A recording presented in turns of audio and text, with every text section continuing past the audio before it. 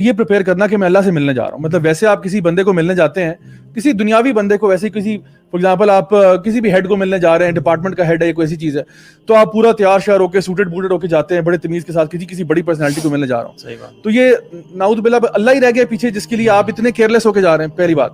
دوسری بات یہ کہ جب آپ کو پتا ہے نا کہ میں نے کچھ اللہ تعالیٰ کے اللہ سے کچھ مانگنا ہے, تو اپنے پاس یعنی دعا ہو العبادہ, دعا جو ہے وہ عبادت ہے, تو پہلے سے آپ سوچیں کہ میں نے اللہ تعالیٰ سے نا اس نماز میں یہ چیز مانگنی ہے آج, اور میں نے ٹکا کے مانگنی ہے, تو اس سے لے کے آنی ہے میں نے اتنا مطلب گڑ گڑا کے اللہ تعالیٰ کے آگے مطلب یعنی دعا کرنی ہے کہ اللہ تعالیٰ میری جو ہے نا دعا قبول فرمائے, کیونکہ پوری نماز ہی آپ سمجھے دعا ہے. تو آپ اس نماز میں جب انٹر ہوتے ہیں نا, تو پھر آپ کو جب پتا ہوگا نا کہ میں نے یہ چیز ڈیمانڈ کرنی ہے اللہ تعالیٰ سے, تو میں سمجھتا ہوں ایک طریقہ جو ہے نا خشوع حاصل کرنے کا وہ یہ ہے کہ کانشیسلی گو انٹو ایوری صلاح with kind of a vision اور اے ویو کہ میں نے یہ اللہ تعالیٰ سے اس دفعہ ڈیمانڈ کرنا ہے. سبھی لوگ تو نماز میں دعا کرنا اس کو مکروہ سمجھتے ہیں یا حرام سمجھتے ہیں.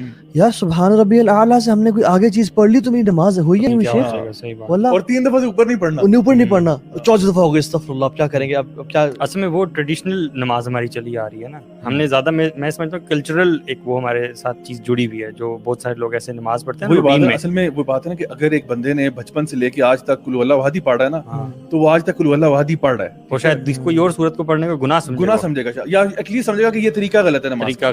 دیکھیں قائم علمی جو ہے نا, ہم سے میں خود ہی سمجھتا تھا پہلے جب دن میں نہیں تھا نا, سبحان ربی العظیم کے علاوہ تو کچھ پڑھنا ہی نہیں ہے, جائز ہی نہیں ہے. اور اگر فضل میں ہے 5 times یا 7 times ہے, جب مجھے زیادہ علم آیا نا, تو اگر 4 times پڑھ لی میں نے اور امام نے بولے سب ملا اوئے یار اب میں نے 5 دفعہ پڑھی نہیں اور یہ آڈ ہوا نہیں, بیچ میں رہ گیا, تو میں بیچ میں کیا کروں گا میں.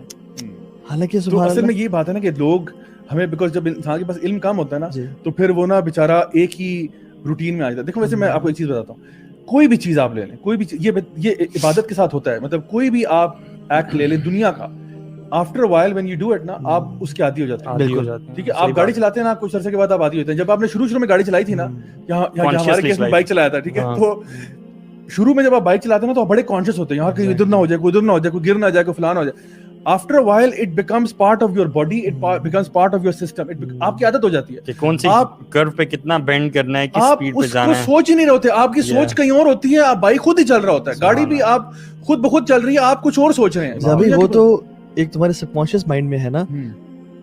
کل جب میں نے خرم بھائی کے والد صاحب کو کی ڈیڈ باڈی کو اللہ تعالیٰ ان کی بخشش فرمائے, درجات بلند فرمائے, ہاتھ لگایا نا, میرا جسم کانپ گیا کہ یہ ڈیڈ انسان ہے اور یہ ڈیڈ باڈی ہے. اور میں نے کافی عرصے بعد کسی ڈیڈ باڈی کو ہاتھ لگایا اور اپنے سامنے دیکھا. لیکن جو قبرستان میں جو قبر کھودنے والے اور وہ لوگ تھے نا, ان کے لیے کچھ بھی نہیں تھا. اچھا بیزار لوگ تھے وہ, پھر ان کا ایٹیٹیوڈ کیا کہ وہ نا مطلب ہمیں نا, میں آپ کو ان کی وہ نہیں ایکسپوز کرنا چاہ رہا وہ کیا کیا ڈیمانڈ کر رہے تھے, لیکن جو قبرستان والے لوگ تھے جو قبر کھدوانے کے لیے ٹائم پہ, سبحان اللہ, اور ان کی ایکٹیویٹیز اور سب کچھ دیکھے, they were desensitized کہ یار مردے کو آپ قبر پہ روزانہ اتارتے ہو, تو آپ کا تو تقوی کا وہ لیول ہونا چاہیے کہ جو ہم اس دن فیل کرتے ہیں, لیکن آپ کو تو پرواہ کوئی نہیں. وہی بات ہے نا, آپ کوئی بھی چیز بار بار کرتے ہو نا, تو وہ آپ کی عادت بن جاتی ہے. اس کو مطلب اس عادت کے فارم سے باہر نکالنے کے لیے آپ کو کانشیس ایفرٹ کرنا پڑتا ہے. اور یہ میں آپ کو بتاؤں, یہ ہر عبادت کے ساتھ بریک دی سرکل, وہ ایک سائیکل آپ نے توڑنی ہے اور آپ نے اس میں کچھ نیا لے کے آنا ہے, آپ نے کچھ نئی چیز لانی ہے. یا ادراک ہونا بھی ضروری ہے, علم ہونا, اس should be backed by some علم نا, جس کو آپ ریوائز کرتے ہو بعد میں. لیکن جس طرح آپ اگر نماز کی بات کریں نا, اگر آپ اپنے آپ کو یہ مشن دیتے ہیں کہ یار میں نے نا ہر ہفتے نماز کے اندر کچھ نئی صورتیں لے کے آنی, میں وہ صورتیں نہیں پڑھوں گا جو میں بچپن سے پڑھتا آ رہا ہوں, چاہے وہ قل اللہ احد ہو, قل اعوذ برب الفلق ہو, ناس ہو, کچھ بھی ہو, یار میں نے کوئی نئی صورت پڑھنی ہے, بیکاز میں اپنی نماز کو نا خوبصورت بنانا چاہتا ہوں. میں نے کچھ نئی دعائیں سیکھنی ہیں, یعنی جو کہ تشہد میں پڑھ سکوں, جو سجدے میں جو نا مانگ سکوں, جو رکوع میں مانگ سکوں. I have to push myself کہ یار میں نے اپنی نماز کی کوالٹی کو چینج کرنا ہے. ہر دفعہ میں اللہ تعالیٰ کے سامنے وہی منہ اٹھا کے پہنچ جاتا ہوں, وہی باتیں کہتا ہوں ریپیٹ پہ, تو وہ عادت بن جاتی ہے. اور پھر ہم لوگ کیا کرتے ہیں, اس عبادت کے اندر ہم ٹیون آؤٹ کر جاتے ہیں. بالکل. تو اس ٹیوننگ آؤٹ کو روکنے کے لیے نا, آپ جب اس میں جان بوجھ کے سوچو گے نا کہ یار میں نے آج یہ صورت پڑھنی ہے, میں نے ابھی سیکھی ہے, اور میں سمجھتا ہوں کہ جو بندہ بھی قرآن حفظ کر رہا ہے یا ایون ایک پورشن بھی حفظ کر رہا ہے, اس کے لیے بڑی زبردست پریکٹس کی جگہ کہ نماز میں پریکٹس کریں.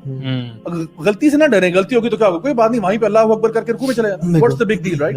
2-3 آیتیں تو نکل ہی آئیں گی نا, تو ٹھیک ہے الحمدللہ کام ہو گیا. سو کوشش کرنی چاہیے کہ جب آپ اس مونوٹنی کو توڑو, جب تک آپ اس منوٹنی کو نہیں توڑیں گے نا, آپ کے لیے نماز کے اندر خشوع حاصل کرنا بڑا مشکل ہو جائے گا, بیکاز آپ کے جسم, آپ کا دماغ یہ بالکل اس پورے پروسیس کا عادی ہو چکا ہے, اور پھر ہم اس کو بڑا ہلکا لے رہے ہوتے ہیں. حالانکہ نبی کریم صلی اللہ علیہ وسلم کی آنکھوں کی ٹھنڈک نماز تھی, یعنی پورے دن میں جب آپ ایگزاسٹ ہو گئے ہیں, آپ تھک گئے ہیں, آپ چکنا چور ہو چکے ہیں, آپ نماز پڑھتے ہیں اور آپ ریلیکس ہو جاتے ہیں.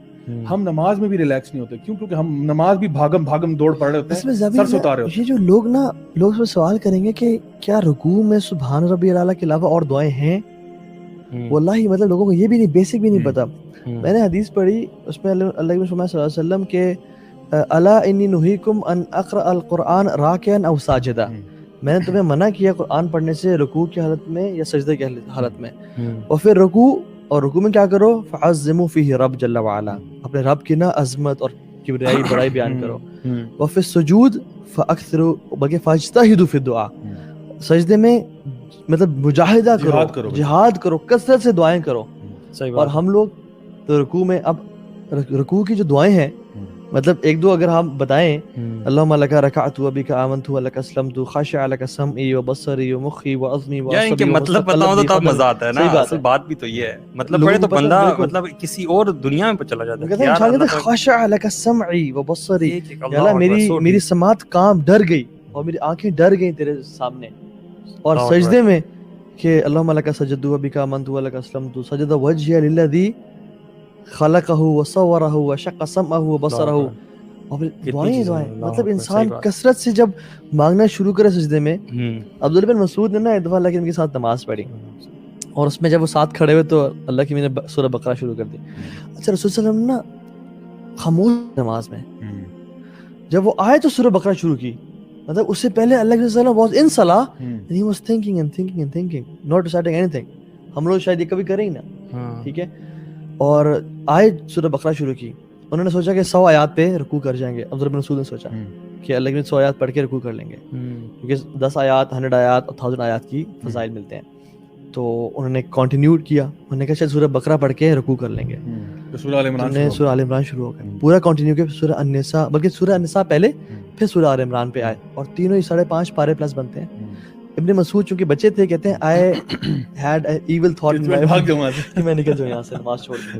اچھا یہ جو بات بتانے کی ہے وہ یہ ہے کہ the رکوع was close to the قیام. شیخ 5.5 پارے کا ٹائم لگائیں. اچھا ہمارے 5.5 پارے نہیں, کیونکہ ان کی نماز کے بارے, ان کے قرآن کے بارے میں آتا ہے کہ وہ ہر آیت کے بیچ میں وقفہ کرتے ہیں. جہاں جنت کا ذکر آتا ہے وہ کہتے ہیں اللہم انی اسألک الجنہ, اور جب جہنم کا آتا اللہم اجرنا من النار, اور دعائیں کرتے. صحیح بات. اور پھر سبحان اللہ ان کا رکوع, اور پھر سجدہ واز کلوز ٹو رکوع. اور ایون جو قیام ہے نا رکوع کے بعد سجدے سے پہلے, اٹ واز کلوز ٹو رکوع. ہاں بالکل, وہ وقفہ جو ہے ہم لوگ کیا کرتے ہیں, سمع اللہ لمن حمدہ, اچھا زیادہ سے زیادہ کسی کو یاد ہے ربنا ولک الحمد. اتنی دعائیں ہیں. ایک دعا آتی ہے سمع اللہ لمن حمدہ, اللہم مجھے خیر بھول حمدن کثیرن طیبن, یہ تو بڑی کامن ہے, یہ تو لوگ پڑھتے ہیں. اللہم لک الحمد ملء السماوات وملء الارض وما بینہما وملء ما شئت من شیء بعد الثناء والمجد احق ما قال. لمبی دعا. بالکل. تو ہم نے کبھی زندگی میں سیکھی نہیں. اچھا وہ چیز ہے نماز جو کہ ہم 5 ٹائم پڑھتے ہیں, یا تو چلو سال میں ایک دفعہ ہو تو پھر نہ سیکھیں, چلیں سمجھ آتی ہے. جب روزانہ پڑھ رہے ہیں اور سالوں سال سے پڑھ رہے ہیں تو پھر خشوع نہیں ہے.